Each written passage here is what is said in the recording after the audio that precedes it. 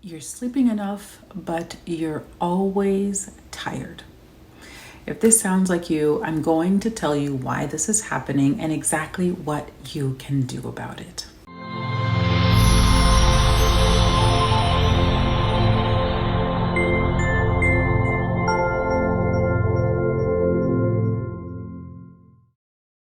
Hello, my beloved ladies. If you're new here, I'm Dr. Holda Gueye.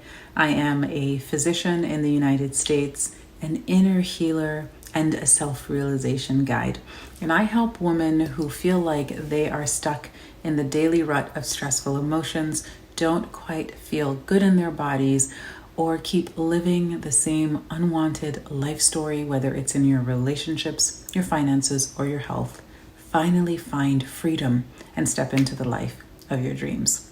Today we're talking about that chronic, annoying symptom of constantly feeling tired that is very common with us women. And I'm going to kind of talk to you about the big reasons why this is happening. And I promise you want to stay tuned till the end because some of these things are going to be things you have never heard of. If you're looking to begin your journey towards feeling good in your body again and completely resetting your life, then join my inner circle. The link is in the description box, a very affordable membership where you will join a community of women just like you on a similar journey to healing and also have access to all of my courses, my wisdom, and my guidance for a very affordable price. So go ahead and check it out in the description box. So let's talk about why it is that you are feeling tired and exhausted and what you can do about it. Like always, I'm going to give you concrete things that you can start doing right away. Now I'm going to talk about two big pillars, and believe it or not, pillar number 2 is going to be something that you haven't heard of before and is going to give you the biggest impact. So stay to the end of the video. Let's talk about the first thing. And now this first pillar, you've probably heard some parts of it, but I'm going to clean up all of the confusion that could be out there.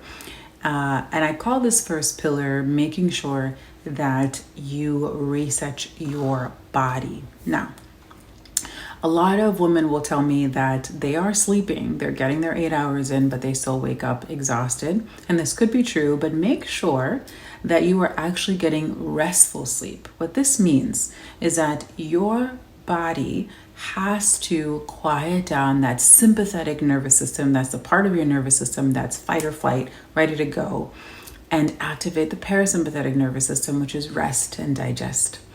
And the way that you do that is you have to make sure that there's a winding down process. If you're on your phone or watching some movie or something stimulating up until you're falling asleep, then you are not completely activating your parasympathetic nervous system for rest, and it's taking your body a little bit and your mind is still active. So although your eyes were closed and you were in bed for 8 hours, you probably did not have very restful sleep. So make sure that you are actually tuning out, shutting down all the screens and anything that is going to stimulate your thinking brain. And that could look like having a nice cup of relaxing tea and giving yourself a foot massage, or taking a warm bath, listening to a meditation, listening to a soundscape. But you don't want to read a thriller book or, watch a crime TV show. You basically want to bring yourself down, quiet that sympathetic nervous system, and activate the part of your nervous system that's going to allow you to rest and relax and get restful sleep. Now, you also want to make sure that you are nourishing your body. Unfortunately, this country, if you live in the United States, makes it very difficult to easily find what nourishes you because there's so much conflicting information, and then it's hard to find food that's actually good for you. It's unnecessarily difficult, in my opinion. So you want to first make sure that you are aware of what your food allergies are. You can easily get a food allergy test. You can ask your doctor to do that, and you'll be surprised. Some people will find that they actually have a slight gluten sensitivity or a dairy sensitivity, or they're sensitive to specific things, and it may not be a full-out blown allergy, but they definitely have a sensitivity to some of these foods, and those foods are just going to trigger inflammation in you whenever you consume them. So you want to have a good understanding of that. And then you also want to be eating in a way that is truly nutritious for you and your metabolism. Now, if you're a part of our the inner circle, the membership, you're going to find a section that tells you all about how to figure that out and how to nourish and feed your body. But getting nutrition down for you is going to be key to reversing your fatigue. Now, the next important pillar in resetting your body is linked to nutrition, and that is your gut health. You may be eating all the right things, but if you're not nurturing your gut, you're going to find that you're going to be tired most of the time.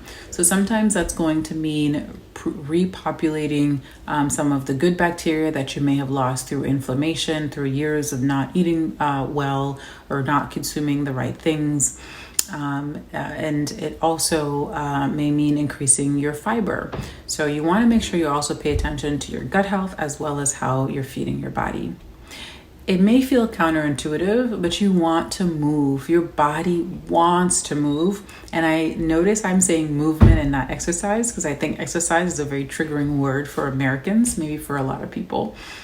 But you want to get movement, whether it's gardening, going and taking a walk, running up and down the stairs in your home, for whatever that's worth. You want to have movement every day because that's how your body thrives. Your body relies on you using the muscles and moving around in order to stay healthy. So make sure that you figure out how to fit that in your day. Even the busiest person, I used to work at one point 100 hours a week in my life, and I would just fit in some stretching and yoga. Honestly, it doesn't have to be anything grand and major. You don't have to head to the gym, but try to figure out how you can put in movement in your day-to-day life. Now we're going to move on to pillar number 2, the one pillar that I think is very often never even spoken about when women present with fatigue. A lot of the good practitioners, the holistic practitioners, root cause practitioners, people that kind of, think big picture, will address all the things that I mentioned in part 1, which is resetting your body. But this part is where I find that you may get some good progress after resetting your body, but you still kind of feel like there's still a little bit of that fatigue that's still lingering. And that is addressing the emotional reasons why you are tired. Believe it or not, emotional fatigue is way worse than any kind of physical fatigue. And just think about times in your life where you were going through a lot just emotionally and how tired you felt versus if you ran a marathon and then how tired you felt. The fatigue and the weight of the fatigue is just so much worse with emotional fatigue. So I'm going to pull my little diagram, which is my matrix of transformation, so you can have an idea of what exactly is going on. So in this matrix, just again to orient you, the boxes kind of feed on each other. You can think of them also as circles. There is who you are, which is basically what you say, who you identify with, your I am. Then you have your beliefs, everything you believe to be true about you and your life and the people around you, which then will inform your emotions, which inform your thoughts, which will inform your actions that you take, basically behavior. Everything that I just talked about with resetting your body are things that you're going to do to help fix the symptom of feeling tired. But you also have to address everything that is upstream. And now these emotions, they are literally emotions that are trapped in your experience, festering in subconscious beliefs that maybe you're not aware of, that are exhausting and draining the life force out of you. And you have to be able to identify those maladaptive beliefs that are generating these emotions and heal that in order to finally feel like you are truly alive and energized and motivated and in love with your life. And in order to do that, you, of course, are going to need to do the inner healing work. But trust me, it doesn't take decades and decades and decades. In fact, the patients and clients that I work with will go through this within a matter of weeks or just a few months of going through the Becoming Yourself self-realization journey. You can access this journey by joining our the inner circle. But until you do that, until you figure out what are these trapped emotions, past traumas, experiences that you have just never fully processed and you're just kind of suppressing, you're going to always have this feeling of just exhaustion. There may be ongoing things in your life now. A lot of people think, oh, it's just my job. Well, yeah, that could be true. But why is it that your job is making you feel so tired and so exhausted? Sometimes it's not the job that you need to release, but some of the maladaptive beliefs that you have acquired and haven't properly processed, and then your fatigue and the experience of stress can finally go away. So if you can do these two things, if you can do the inner work and resetting your body, I promise you chronic fatigue will no longer be an issue for you. Again, the first part, make sure you see a practitioner that you trust that can really dig in, get the labs that you need, take a look, see if there are ways to fix any imbalances physiologically, maybe some hormonal imbalances that could be happening. And then you right away can start to implement the nutrition changes I talked about, the movement. There are certain supplements that can help as well. And then pair that with inner healing. And I promise you, your life will literally feel the best that it's ever been. And fatigue is just going to be an issue of the past. I can't wait to hear how the information in this video creates shifts for you. So go ahead, go out, apply them, and come back in the comments and let me know what transformations you have experienced.